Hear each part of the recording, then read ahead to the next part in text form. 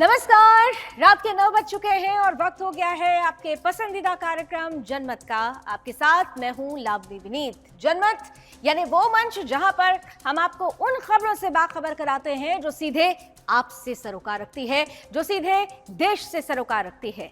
उन खबरों पर आप सीधे अपनी प्रतिक्रिया भी दे सकते हैं, क्योंकि हम सोशल मीडिया प्लेटफॉर्म पर कुछ सवाल आपके लिए छोड़ते हैं, जिनका जवाब यानी जिसका परिणाम हम आपको इस कार्यक्रम के माध्यम से दिखाते हैं।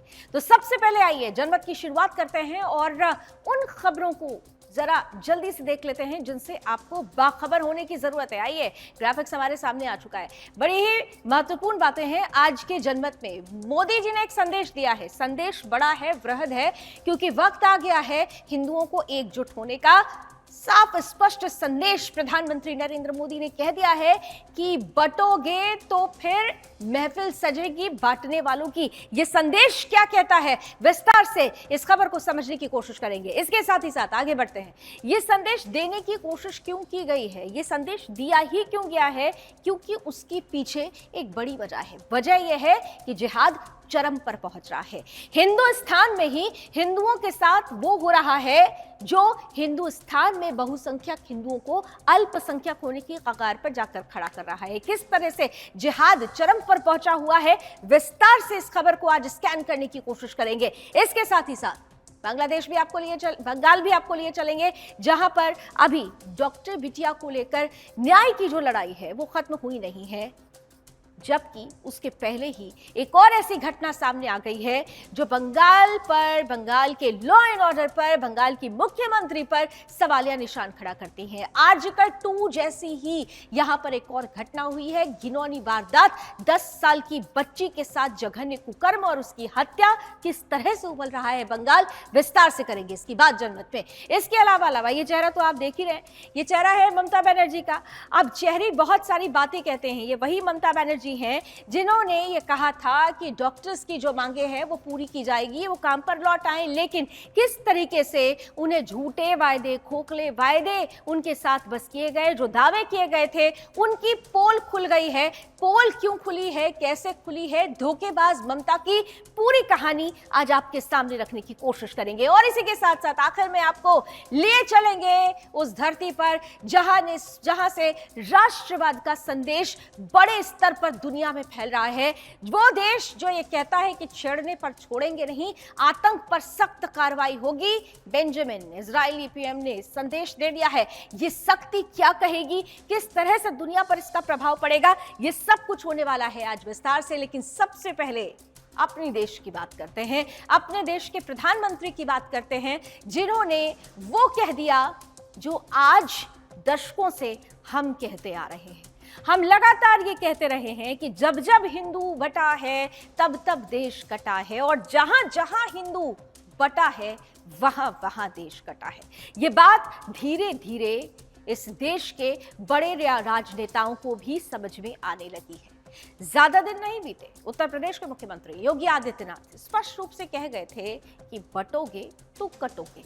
अब बारी प्रधानमंत्री नरेंद्र मोदी की थी, जिन्होंने आज महाराष्ट्र की धरती से, अब महाराष्ट्र की धरती से हिंदुओं को एक बड़ा संदेश दिया है। हिंदुओं और हिंदू विरोधियों को एक साथ स्पष्ट ये संदेश है, जिन्होंने कांग्रेस जैसे दलों की तुष्टीकरण वाली राजनीति पर तीखा प्रहार किया है।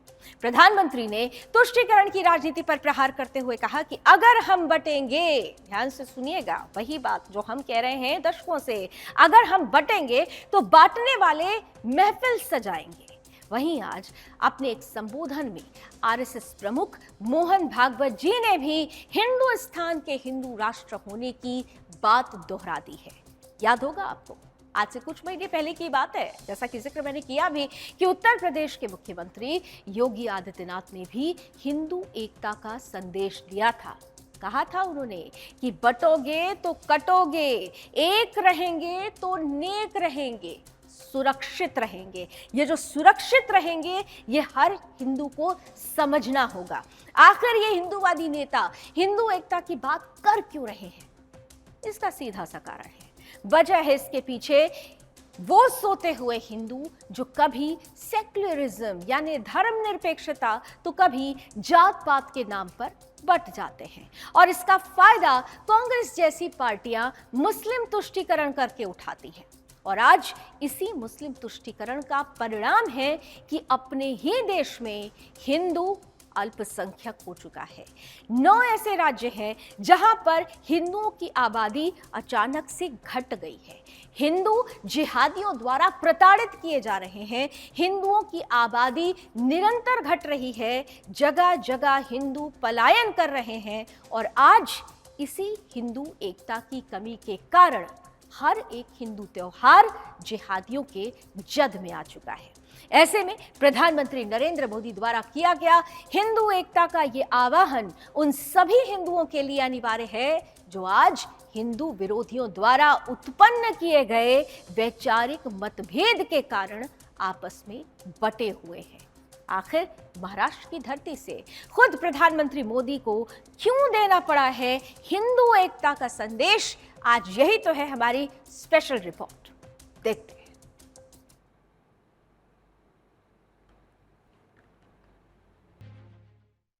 अगर हम बटेंगे तो बांटने वाले महफिल सजाएंगे। हिंदू समाज है क्योंकि भारत हिंदू देश है, हिंदू राष्ट्र है।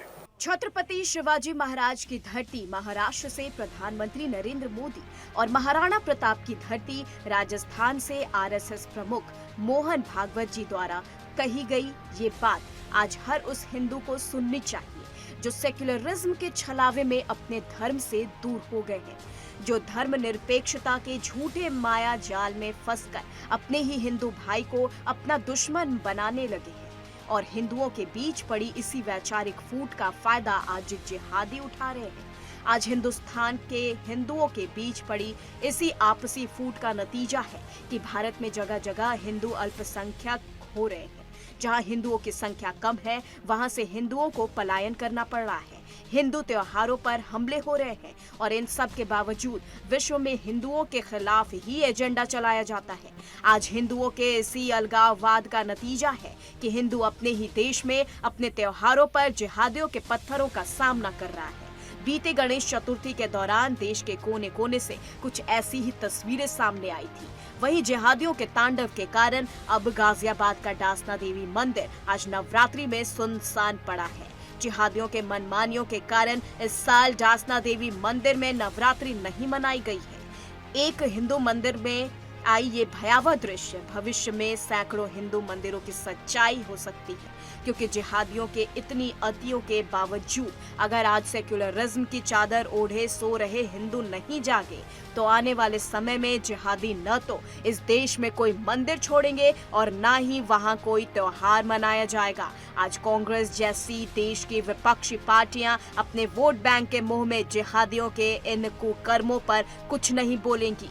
आज अपनी सभ्यता पर हो रहे इन हमलों के खिलाफ हिंदुओं को ही आवाज उठाना होगा, और एकता के साथ इस देश की राजनीति से हर उस पार्टी को उखाड़ फेंकना होगा जो महज चंद मुस्लिम वोटों के लिए हिंदुस्तान में हिंदुओं के भविष्य के साथ खिलवाड़ कर रही है। Bureau report, Sudarshan news.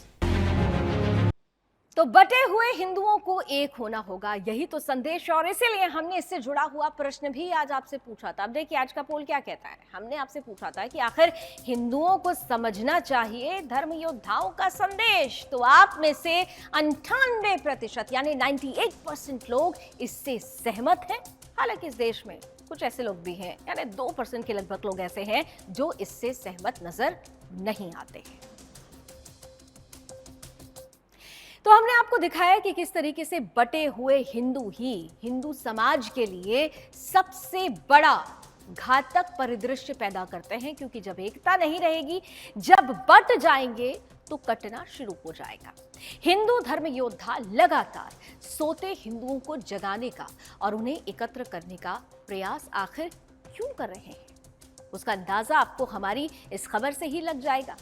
हमारी ये खबर सिर्फ एक खबर नहीं है, बल्कि इस देश ही नहीं बल्कि दुनिया भर में फैले हुए सनातनी हिंदुओं के लिए एक बड़ा संदेश है। आज हिंदुस्तान को जिहादी दीमक धीरे धीरे खोखला कर रहे हैं। देश का इस्लामीकरण करने के लिए कई विदेशी ताकतें आमादा हैं। उन्हें ना तो कानून का डर है और ना ही न्यायपालिका का। जिहादियों का तो बस अपना एक ही एजेंडा है, एक ही लक्ष्य है जिसे लेकर वो लगातार अग्रसर हैं, और वो एजेंडा है गजवाए हिंद, जिसके चलते देश के हर जिले, हर राज्य की डेमोग्राफी षड्यंत्र पूर्वक बदली जा रही है। इस षड्यंत्र की भेंट अब तक सैकड़ों की तादाद में हिंदू चढ़ चुके हैं, और न जाने कितने ही हिंदू इनके निशाने पर अब भी हैं। जहां जहां इन जिहादी दीमकों की तादाद बढ़ी है, वहां वहां हिंदू जनसंख्या में भारी गिरावट आई है, या फिर वहां से हिंदू पलायन करने को मजबूर हो गए हैं। ताजा मामले की अगर बात करें तो ताजा मामला हिंदुओं के पावन तीर्थ देवभूमि हरिद्वार का है, जहां कट्टरपंथी भीड़ का बेहद खौफनाक, बेहद डरावना चेहरा देखने को मिला। दिन में अचानक ही न जाने कहां से भारी संख्या में मुस्लिम भीड़ सड़क पर जुट गई। कट्टरपंथियों की भीड़ ने भगवा वस्त्र पहनकर पुतले का दहन भी किया। पुतले को भगवा वस्त्र पहनाया और फिर उसका दहन किया। संदेश समझ लीजिए कि क्या देने की कोशिश है। इसके बाद एक बार फिर शाम को इन मलेच्छों ने सड़क पर उतरकर हंगामा काटना शुरू कर दिया। सिर तन से जुदा है के नारे लगाए जाने लगे। इस जिहादी भीड़ को ना तो कानून का डर था और ना ही वहां खड़े पुलिस वालों का। जी हां, पुलिस वालों का भी कोई खौफ नहीं था। जिस वक्त ये जिहादी वहां खड़े होकर हिंदुओं को खुलेआम धमकी दे रहे थे, ठीक उसी समय वहां पर कानून के रखवाले भी मौजूद थे, जो कि उनके आगे बेबस नजर आ रहे थे।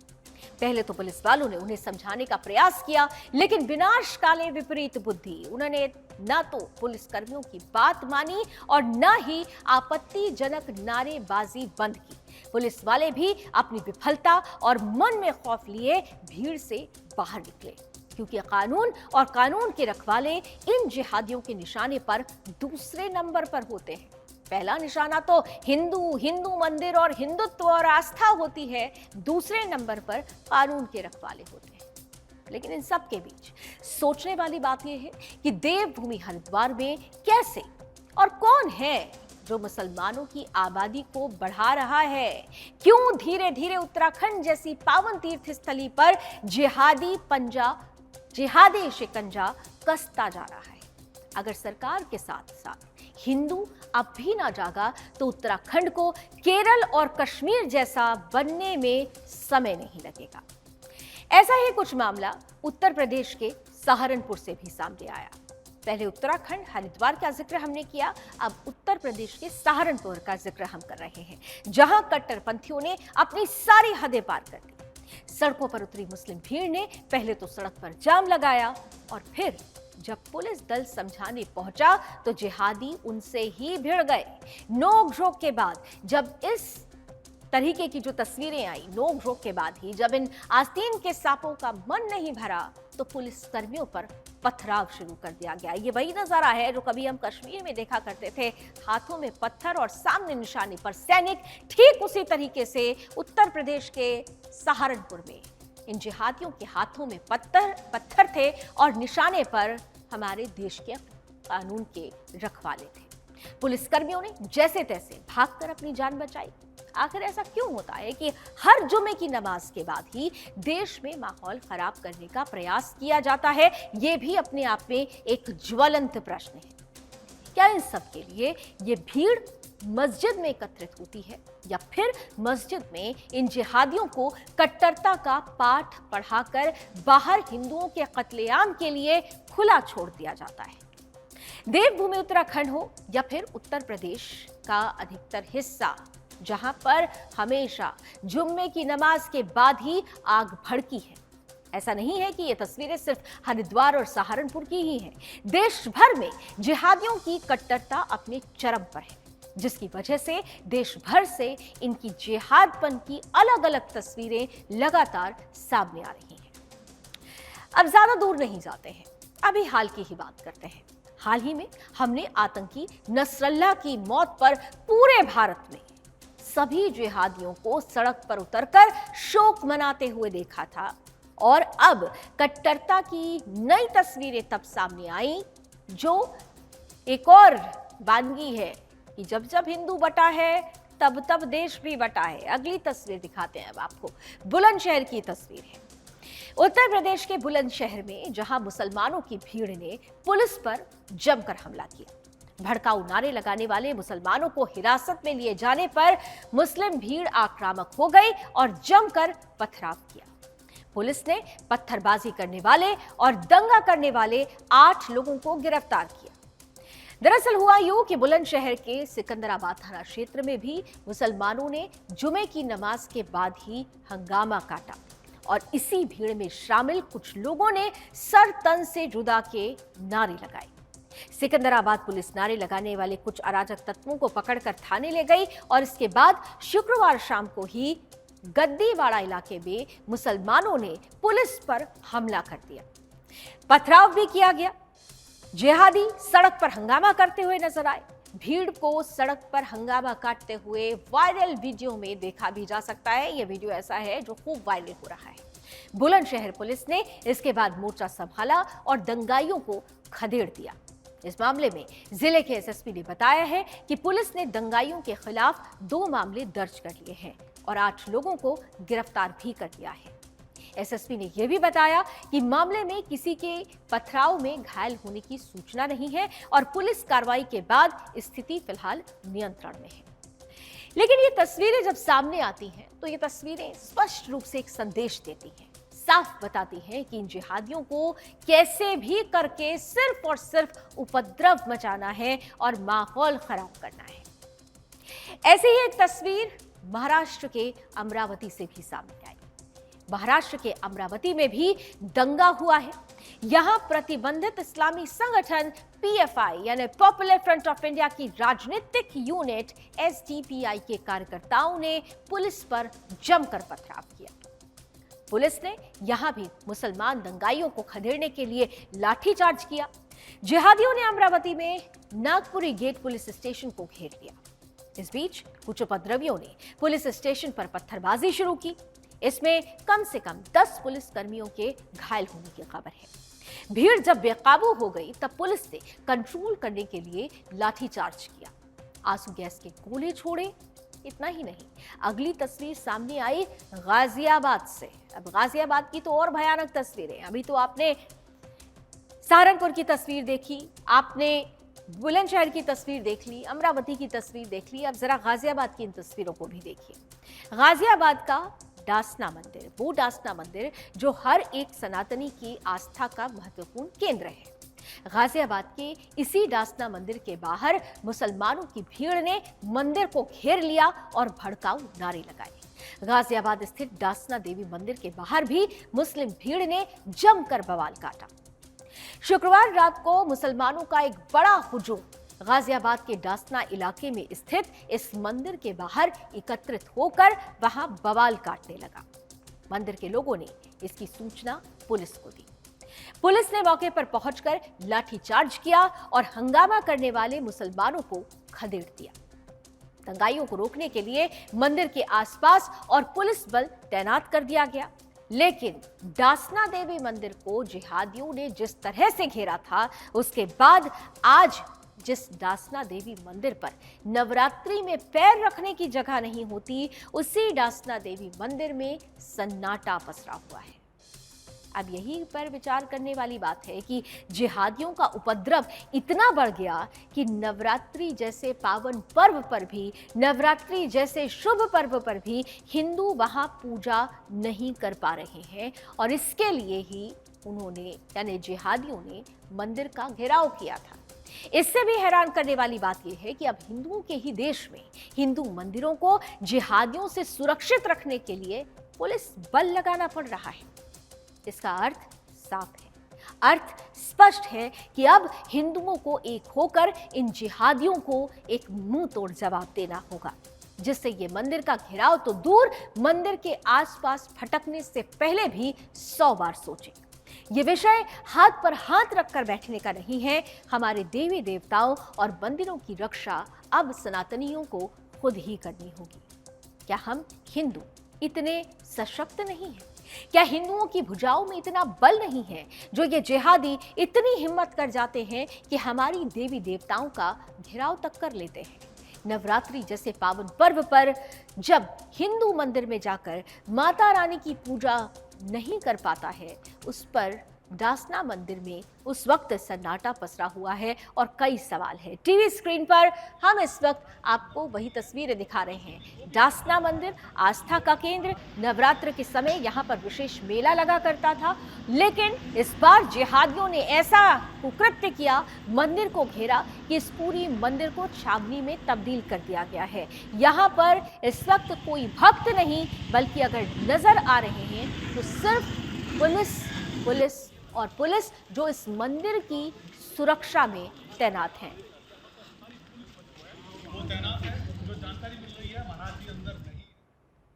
तो देखा आपने कि ये सब क्यों हो रहा है। एक के बाद एक ये जो खबरें हमने आपके सामने रखी, एक के बाद एक ये घटनाएं जो हमने आपके सामने रखी, वो ये बताती हैं कि हमें यानी हिंदुओं को एक होने का समय आ गया है। अगर एक नहीं होंगे तो ये तस्वीरें आम होती चली जाएंगी। जब जब हिंदू बढ़ते हैं तब तक किस तरह से परिस्थिति बनती है, देश कटता है, हिंदू आस्था पर प्रहार होता है। ऐसे ही डासना मंदिर जो नवरात्रि में पूरी तरह से माता के रंग में रंगा हुआ होता था, भक्तों के लिए पैर रखने की जगह नहीं होती थी, लेकिन आज उसी मंदिर में सन्नाटा पसरा है और उसकी सिर्फ एक वजह है क्योंकि जिहादियों ने यहाँ पर बवाल काटा। अब पूरे मंदिर परिसर को छावनी में तब्दील किया गया है, लेकिन वही डासना मंदिर क्यों खास है, क्या विशेषता है, हम आज आपको ये भी बताने की कोशिश करेंगे। नवरात्रि के 9 दिन डासना मंदिर में अखंड यज्ञ किया जाता है। इस यज्ञ में दूर दूर से भक्त आते हैं क्योंकि इस मंदिर में होने वाले अखंड यज्ञ से हजारों लाखों बीमारियों का नाश होता है।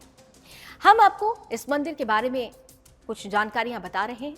डासना मंदिर का महत्व और मान्यता, इसके पीछे भी बड़ी बातें हैं। दरअसल नवरात्रि के पर्व पर यहाँ पर महाउत्सव जैसा आयोजन होता है। कई दिनों पहले शुरू हो जाती है इस महाउत्सव की तैयारी। इसके अलावा जब तैयारी शुरू हो जाती है तो रौनक भी देखने को मिलती है। विशाल मेले का यहाँ पर आयोजन किया जाता है। जिले के प्रमुख मंदिरों को भी यहाँ पर सजाया जाता है। बाजार में हजारों पूजा की दुकानें लगती हैं।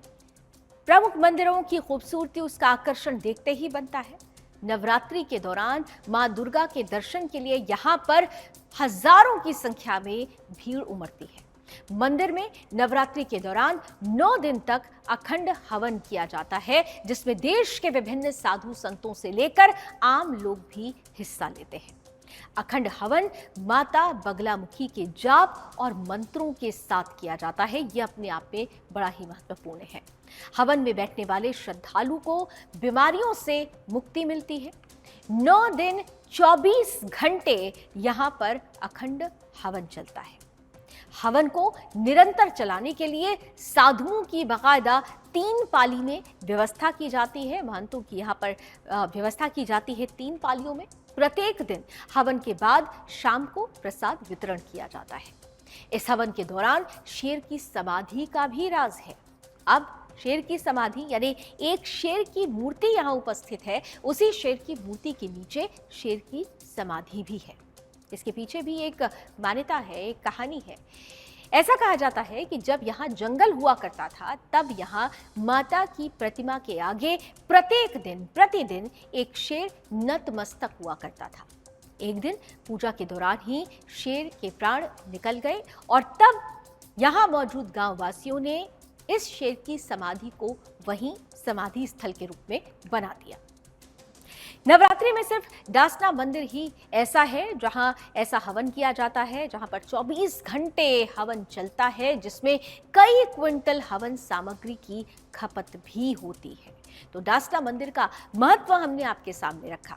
अब इस मंदिर के इतिहास की अगर बात की जाए तो इतिहास भी बेहद प्राचीन है, बहुत प्राचीन इतिहास है इस मंदिर का। शिव शक्ति धाम डासना मंदिर में लखौरी ईंटों का उपयोग हुआ है। मान्यता है कि यह मंदिर महाभारत कालीन है।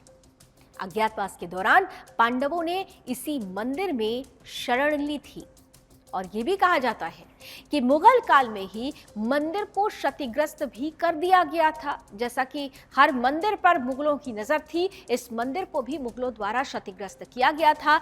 मंदिर के तत्कालीन महंत ने मुगलों से छिपाकर मंदिर में लगी देवी देवताओं को तालाब में छिपा दिया। करीब 200 सालों के बाद मंदिर के तत्कालीन महंत के सपने में देवी ने दर्शन दिए। देवी ने महंत से मूर्ति के तालाब में छिपे होने की बात कही। उन्होंने तालाब में खुदाई कराकर मूर्ति को निकलवाया और फिर से मंदिर की स्थापना की गई। अब इसी के साथ साथ मंदिर की विशेषता क्या है, यह भी आपको बताते चलते हैं। देवी के काली स्वरूप की यहाँ पर स्थापना हुई है, जिसमें मूर्ति में जीभ बाहर नहीं निकली हुई है। हम जब काली माता का स्वरूप देखते हैं तो जीभ बाहर निकली होती है, लेकिन यहाँ पर इस स्वरूप में ऐसा नहीं है। यहाँ कमल के फूल पर माता खड़ी हुई है। मूर्ति कसौती के पत्थर की बनी है। इस धातु की कीमत करोड़ों में होती है। देवी के स्वरूप और धातु की मूर्ति विश्व में केवल 4 जगहों पर है, जो डासना, हिंगलाज जो अब पाकिस्तान में है, कोलकाता और गुवाहाटी। धाम में स्थापित शिवलिंग के ऊपर कितनी बार लेंटर डालने कर छत बनाने का प्रयास किया गया, लेकिन आज तक उसके ऊपर छत टिकी नहीं है। लेंटर रात को या फिर अगले दिन ही गिर जाता है, उसमें दरारें पड़ जाती है। मंदिर में शिवलिंग और देवी के दर्शन से भक्तों की हर मनोकामना पूर्ण होती है। ये भी इस मंदिर की मान्यता से जुड़ा हुआ है। तो मंदिर से जुड़ी हुई विशेष बातें हमने आपके सामने रखी। अब आइए, जनमत में जुड़ने का वक्त आ गया है। हमने इससे जुड़ा हुआ प्रश्न आपसे पूछा था। प्रश्न हमने आपके सामने रखा था कि हिंदुओं को क्या अब अपनी एकता दिखाने का वक्त आ गया है? तो आप में से 97% लोग ये कह रहे हैं कि बिल्कुल हिंदुओं को अब अपनी एकता दिखानी होगी। हालांकि 3% लोग इससे सहमत नजर नहीं आते।